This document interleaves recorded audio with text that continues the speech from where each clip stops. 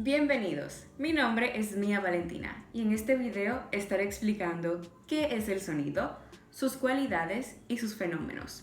Si estos son temas de interés para usted, les recomiendo que continúe observando y que junto conmigo logre explorar este tema tan interesante y especial. Cuando hablamos de sonido, nos referimos a la propagación de ondas mecánicas que se generan por la vibración de un cuerpo a través de un fluido o un medio elástico. Dichas ondas pueden ser percibidas o no por los seres vivos, dependiendo de su frecuencia, el cual es un tema que procederemos a explicar un poco más tarde. Existen sonidos audibles por el oído humano y otros que son solo percibidos por ciertas especies de animales. Bien, se trata de ondas acústicas producidas por la oscilación en la presión del aire. Estas son percibidas por el oído y posteriormente transmitidas al cerebro para ser interpretadas. Este proceso es esencial para la comunicación hablada, como lo que estoy haciendo en este momento. El sonido es un fenómeno físico que estimula el sentido del oído, pero también es conocido como la manera particular de sonar que tiene una determinada cosa. Las vibraciones que producen los cuerpos materiales al ser golpeados o rozados se transmiten por un medio elástico donde se propagan en forma de ondas y al llegar a nuestros oídos producen la sensación sonora. Las ondas sonoras entran al oído externo a través de un pasaje estrecho llamado conducto auditivo, que llega hasta el tímpano. El movimiento de estas ondas produce vibraciones en el tímpano, y el tímpano transmite estas vibraciones a tres huesecillos fundamentales, los cuales son denominados como martillo, yunque y estribo. Los huesecillos del oído medio amplifican o aumentan las vibraciones del sonido y las envían a la cóclea del oído interno. La cóclea tiene forma de caracol y está llena de líquido. La cóclea tiene una membrana elástica a lo largo de su estructura que la divide en dos secciones, superior e inferior. Esta membrana es conocida como membrana basilar porque sirve de base para estructuras clave del sistema auditivo. Una vez que las vibraciones llegan hasta el líquido dentro de la cóclea, se forman ondas que viajan a lo largo de la membrana basilar. Las células ciliadas, que son células sensoriales sujetas a la superficie de la membrana, se podría decir que bailan con el movimiento de la ola. Las células ciliadas cerca de la parte ancha de la cóclea detectan sonidos de tonos más altos, como por ejemplo el llanto de un bebé, el tráfico o un fuego artificial. Las células ciliadas cerca del medio detectan sonidos más bajos, como el ladrido de un perro. Al mantenerse las células ciliadas hacia arriba y hacia abajo, unas proyecciones microscópicas parecidas a estereocilios que se encuentran encima de las células ciliadas se topan con una membrana sobresaliente y se inclinan. Esta inclinación hace que se abran unos canales que parecen poros, que están en las puntas de los estereocilios. Cuando esto sucede, ciertas sustancias químicas entran en las células y generando así una señal eléctrica. El nervio auditivo lleva esta señal eléctrica al cerebro, que la convierte en sonidos que podemos reconocer y entender. La velocidad del sonido en el aire es de aproximadamente 344 metros por segundo, a 20 grados Celsius de temperatura, lo que equivale a unos 1200 kilómetros por hora. Es decir, que necesita unos 3 segundos para recorrer 1 kilómetro. El sonido se propaga de un lugar a otro, pero siempre lo hace a través de un medio material, como el aire o el agua. En el vacío, el sonido no puede propagarse, pues no hay ningún medio material. En el aire, el sonido se propaga en forma de ondas longitudinales, es decir, que el sentido de la oscilación coincidirá con el de la propagación de la onda. En el agua, los sonidos se propagan con una mayor velocidad y menor pérdida de energía que en el aire.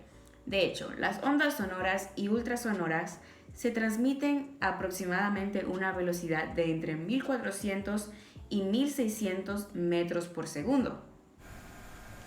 El sonido se propaga a diferentes velocidades en medios de distinta densidad. En general, Se propaga a mayor velocidad en líquidos y sólidos que en gases, como por ejemplo el aire. La velocidad de propagación del sonido es de más o menos unos 5.000 metros por segundo en el acero. Esto se debe a que las partículas están más cercanas unas de otras en, por ejemplo, los líquidos que en el aire y más en los sólidos que en los líquidos. La frecuencia indica el número de ciclos de onda sonora que ocurren en un segundo. El período determina la duración de un ciclo de señal. Este se mide en segundos. Y la amplitud indica el valor instantáneo de la magnitud de medida.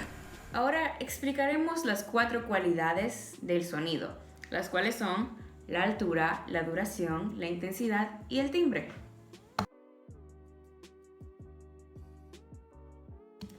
La altura está determinada por la frecuencia de vibración de las ondas sonoras. Estos sonidos se pueden distinguir en 3 tipos: graves, medios y agudos.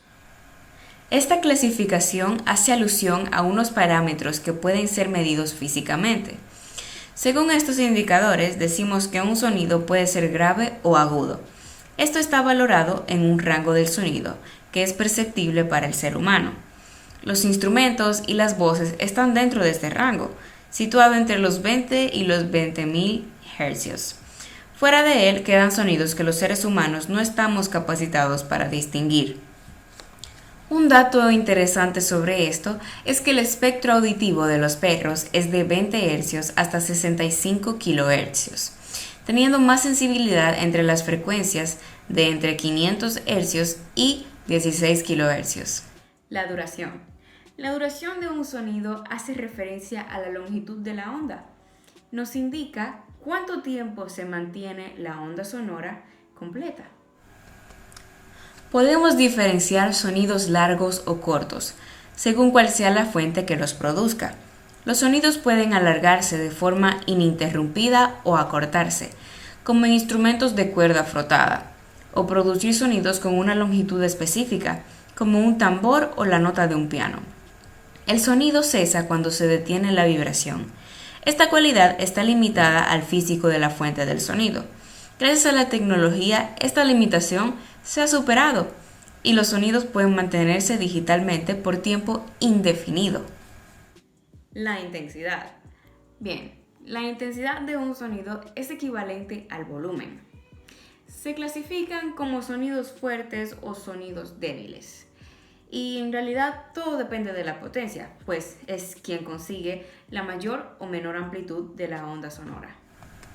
La intensidad se mide en decibelios y también existe un rango audible para el ser humano, 0 decibelios, que indica que el hombre no puede distinguirlo, y 140 decibelios, un volumen que resultaría extremadamente doloroso.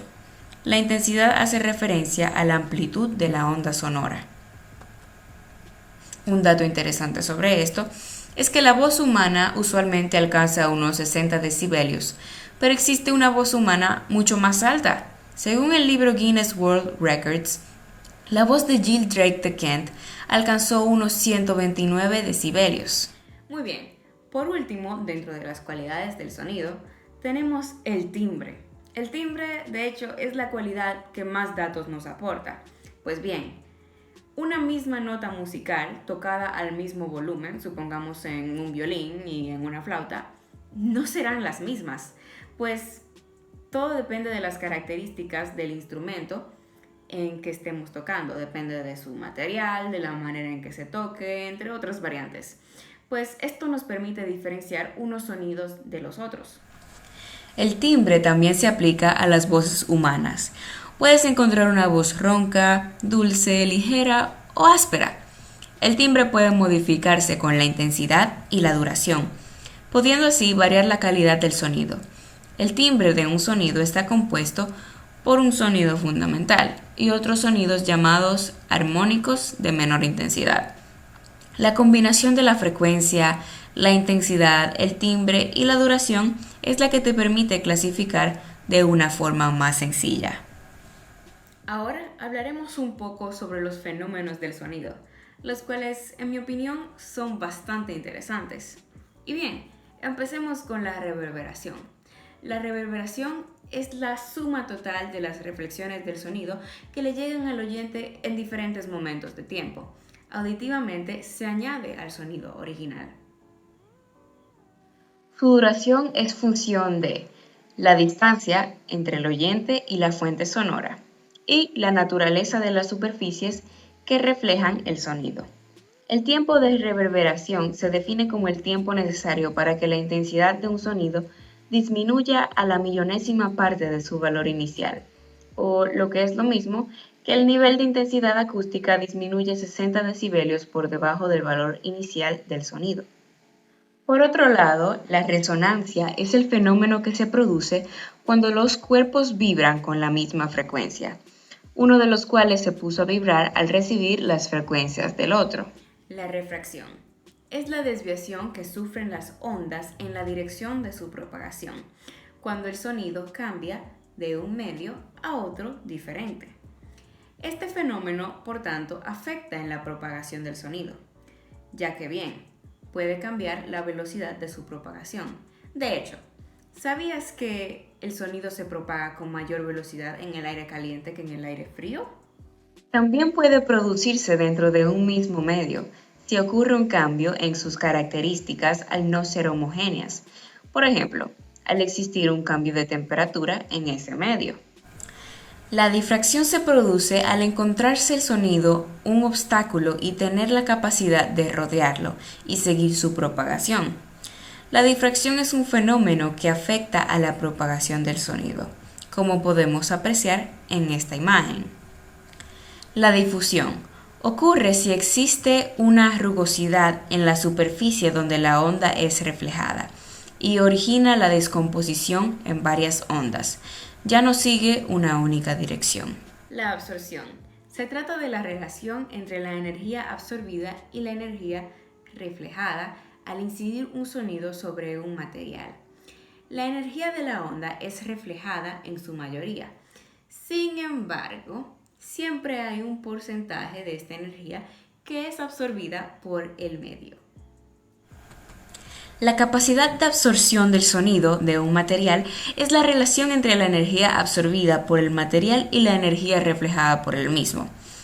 Es un valor que varía entre 0, que representaría a la energía que se refleja, y 1, que representaría a toda la energía que es absorbida.